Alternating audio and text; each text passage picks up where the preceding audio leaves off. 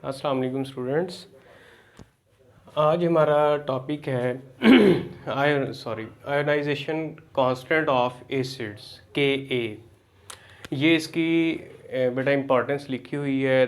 2 या 3 क्वेश्चन इसमें से इम्पोर्टेंट है शॉर्ट के हवाले से। लॉन्ग में ये कभी इतना ख़ास आया नहीं है, तो लेकिन न्यूमेरिकल करने के लिए जो इसकी एग्ज़ाम्पल है उसके लिए ये बहुत इम्पॉर्टेंट है। ठीक है, तो देखें, सबसे पहले मैंने लिखा है जी acids when dissolved in water मे और मे नॉट कम्प्लीटली डिज़ोल्व्ड। कुछ एसिड्स ऐसे होते हैं जो मुकम्मल तौर पे आयनाइज हो जाते हैं, और कुछ एसिड्स ऐसे होते हैं जो मुकम्मल तौर पे आयनाइज नहीं होते। जो मुकम्मल तौर पे आयनाइज नहीं होते वो वीक इलेक्ट्रोलाइट होते हैं, यानी उनका जो एक्सटेंट है आयोनाइजेशन का वो लेस देन क्या होता है, 100% होता है, यानी 100 से कम होता है, क्योंकि वो मुकम्मल तौर पे आयनाइज नहीं होते। और काफ़ी सारे एसिड्स ऐसे होते हैं जो वीक इलेक्ट्रोलाइट हैं। हम इसकी मैथमेटिकल फॉर्म देखते हैं। ये पहला क्वेश्चन इसमें अटैम्प्ट होगा हमारा, what is the ionization constant of acids K a. ठीक है, तो इसमें बेटा देखते हैं, ये रिएक्शन है, ये एक एसिड है, ये हमारे पास क्या है जी, एसिड है। इसको हमने किस में डिज़ोल्व किया, वाटर में। ठीक है, डिज़ोल्व किया किस में, वाटर में। तो ये H3O प्लस और ये माइनस बना। ठीक है, ए माइनस बन गया। ठीक है, अब आपको पता है कि Kc हम कैसे लिखते हैं, concentration of products divided by concentration of reactants. ठीक है जी, अब इस रिएक्शन में प्रोडक्ट्स क्या हैं, आपको नज़र आ रहे हैं H3O प्लस और साथ में A नेगेटिव। ठीक है जी, और रिएक्टेंट्स क्या हैं, HA और H2O। ठीक है, अब ये देखें कि ये H2O इधर क्या हो रहा है, डिवाइड हो रहा है, इधर जाके Kc के साथ मल्टीप्लाई हो जाएगा। मैं इस इक्वेशन को इस तरह लिखूँगा, H3O प्लस रह जाएगी हमारे पास और A नेगेटिव, और साथ में हमारे पास HA। अब ये दोनों जब मल्टीप्लाई, पिछले टॉपिक में हमने पढ़ा था कि Kc अगर वाटर की कंसंट्रेशन के साथ मल्टीप्लाई हो, ठीक है, तो वो KW बनता था। लेकिन यहाँ पे क्योंकि हम एसिड को वाटर में डिज़ोल्व कर रहे हैं, तो ये Ka यानी A से एक नया कांस्टेंट बन जाएगा,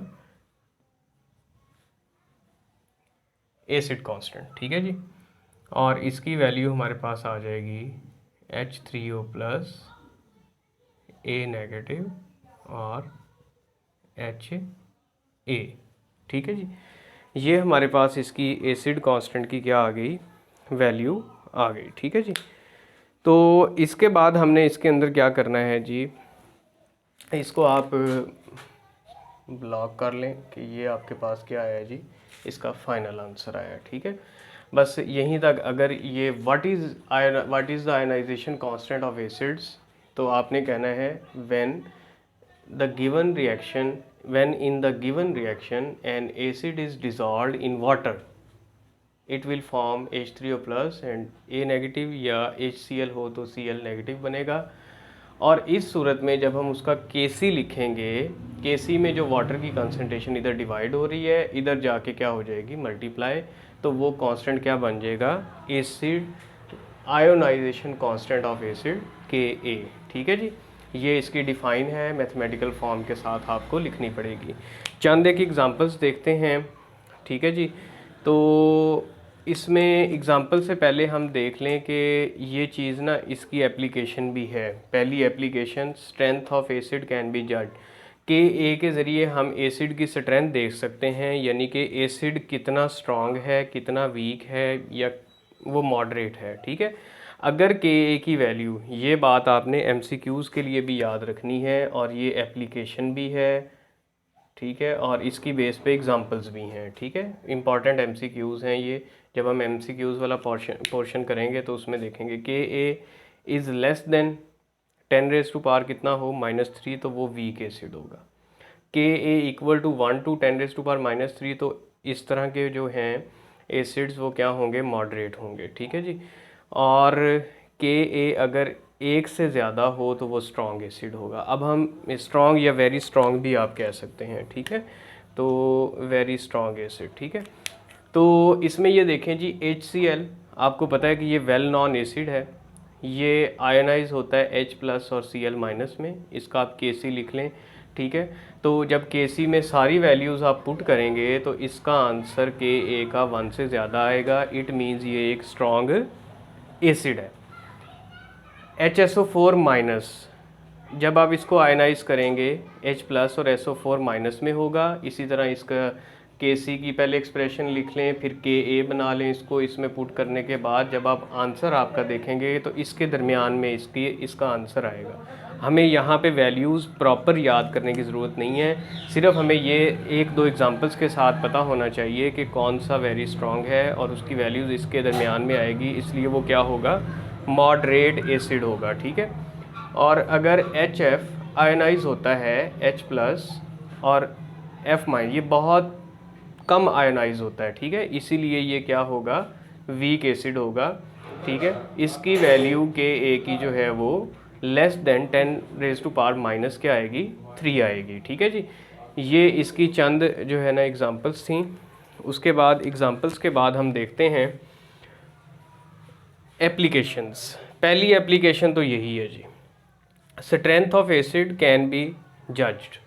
हम स्ट्रेंथ ऑफ एसिड क्या कर सकते हैं, जज कर सकते हैं Ka की वैल्यू की बिहाफ पे इस तरह से, ठीक है। और ये एग्जांपल्स हैं इसकी। दूसरी इसमें हमारे पास है जी, ionization of weak acid can be calculated as. ये फार्मूला इंपॉर्टेंट है, ये इसके ज़रिए हमारी एग्जांपल एक न्यूमेरिकल हल होगा, वो बहुत इंपॉर्टेंट है। आपको पता है इस चैप्टर में से मोस्टली न्यूमेरिकल पेपर में आता है, ठीक है। Percentage of ionization, amount of acid ionized, यानी एसिड की वो अमाउंट जो आयोनाइज हुई है, divided by amount of acid initially available, ठीक है ना जी। तो अब फ़र्ज़ करें कि मेरे पास इनिशियली ये HCl है जी, H++ Cl-, इसकी शुरू में कंसनट्रेशन 0.1 मोल्स है, ठीक है। ये ज़ीरो होंगी इनिशियली और कुछ वक्त गुजरने के बाद ये X हो जाएंगी। ये आपको पता है, पीछे एक्विलिब्रियम में हम करके आए हैं, ठीक है। तो बताने का मकसद ये, जो इसकी इनिशियल कंसनट्रेशन जो पहले से ही अवेलेबल था वो 0.1 है, और जो अमाउंट ऑफ एसिड कितना आयनाइज्ड हुआ, फ़र्ज़ करें जी 75% आयनाइज्ड हुआ, वो 75 या 75 आयनाइज हुआ या इतना, या 1.8 मल्टीप्लाई कोई भी एक वैल्यू है वो आप ऊपर लेंगे और नीचे जो है ना इस पे डिवाइड कर देंगे जो आपकी इनिशियल कंसंट्रेशन है और मल्टीप्लाई बाय 100 कर देंगे, तो ये इसकी दूसरी एप्लीकेशन है, ठीक है जी। अब इसको हम देखते हैं जी, ओस्ट इसकी जो एग्जांपल है ना परसेंटेज आयोनाइजेशन निकालने की, एक लॉ है ओस्ट वाल्स डाइल्यूशन लॉ। स्टेटमेंट हमेशा लॉ और प्रिंसिपल की स्टेटमेंट होती है। Degree of dissociation of weak electrolyte increases with increase in dilution, यानी डिसोसिएशन का मतलब यहाँ पे आयनाइजेशन ही है। वीक इलेक्ट्रोलाइट की जो है ना आयनाइजेशन वो इंक्रीज़ होगी कैसे, अगर हम उसके अंदर डाइल्यूशन यानी पानी को ऐड करते जाएं, ठीक है। यानी उसको हम क्या करते जाएं, डाइल्यूट करते जाएं। इसकी एग्जांपल हम इस तरह से ले सकते हैं, मैं थोड़ा सा यहाँ से रेस करता हूँ, और इसकी एग्जांपल हम किस तरह से ले सकते हैं जी। नंबर 1, फॉर एग्ज़ाम्पल बेटा मेरे पास 0.1 मोल्स ऑफ क्या हैं, ये इसकी एग्ज़ाम्पल ऊपर मैं इधर दे रहा हूँ, ऑफ CH3COOH एसिटिक एसिड, ठीक है, जिसको मैंने डिज़ोल्व किया है 1000 cm³ ऑफ सॉल्यूशन। इसको मैंने किस में डिज़ोल्व किया है जी, 0.1 moles of acetic acids are dissolved in 1000 cm³ of solution. तो ये हमें कितने आयोनाइजेशन के मॉलिक्यूल्स देगा, 1.33 आउट ऑफ 100, ठीक है, और 13.3 देगा आउट ऑफ 1000, ठीक है। यानी ये इतने क्या हुए हैं, आयोनाइज्ड हुए हैं, ठीक है। और बेटा अब देखें, मैं थोड़ी सी इसके जो नंबर ऑफ़ मोल्स है ना इसको डाइल्यूट कर रहा हूँ। डाइल्यूट करने का मतलब क्या है कि मैंने इसमें वाटर को ऐड किया और ये कितने हो गए, कम हो गए वाटर को ऐड करने से। अगर मैं यही मिसाल ऑफ CH3COOH यानी इसकी कंसनट्रेशन कम कर दी तो डिज़ोल्व इन, यहाँ भी इन लिख लें, इन 1000 cm³ ऑफ सॉल्यूशन, देन हमें कितने मिलेंगे जी, 12.6 मॉलिक्यूल्स, 12.6 आउट ऑफ 100, ठीक है। और अगर हम देखें 1000 में 126 आउट ऑफ 1000, ठीक है जी। ये हमें कितने आयोनाइज्ड मॉलिक्यूल्स इसके क्या होंगे, मिलेंगे जी, ठीक है। अब आप देखें कि डाइल्यूशन की तो ये चीज़ें बढ़ गई, ठीक है जी, दोनों साइड पे, यहाँ कम थी, यहाँ 13 पॉइंट्स हैं, यहाँ 126 है। तो इससे ये साबित हुआ कि डिग्री ऑफ आयोनाइजेशन या dissociation of weak electrolyte increases with increase in dilution, ठीक है जी। तो ये बेटा हमारा टॉपिक था। नेक्स्ट लेक्चर में इंशाल्लाह हम इसके करेंगे एग्ज़ाम्पल नंबर 4 करेंगे जो कि मोस्ट इम्पॉर्टेंट है। और एक्सरसाइज के क्वेश्चन जो है ना, एक्सरसाइज में इसके 2 छोटे छोटे न्यूमेरिकल्स हैं, उनको हम डिस्कस करेंगे जी इंशाल्लाह। और साथ में 2 या 3 इस टॉपिक में से MCQs हैं इंपॉर्टेंट एंटी टेस्ट के पॉइंट ऑफ व्यू से और आपके जो है ना बोर्ड के पॉइंट ऑफ व्यू से, ठीक है जी। अल्लाह हाफिज़।